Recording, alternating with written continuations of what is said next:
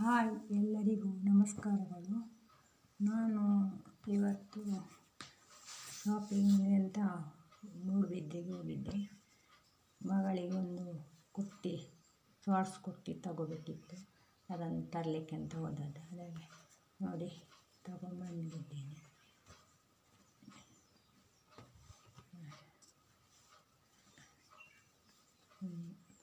ನೋಡಿ ತುಂಬ ಚೆಂದ ಉಂಟು. ಹಾಗೆ ಇದಕ್ಕೊಂದು 250 ರೂಪಾಯಿ ಕೊಟ್ಟಿದ್ದೇನೆ.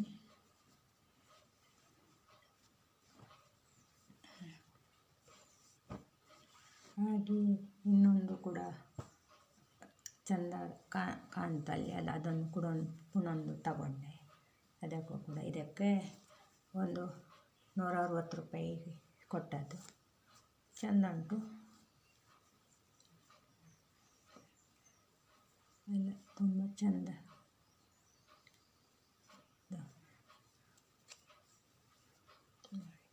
ನೋಡಿ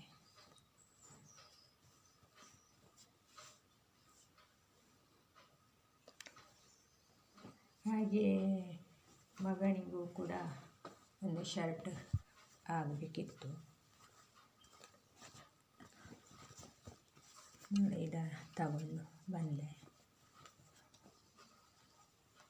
ಚೆಂದ ಕಾಣಿತ್ತು ನನಗೆ, ಅದಕ್ಕೆ ತಗೊಂಡೆ.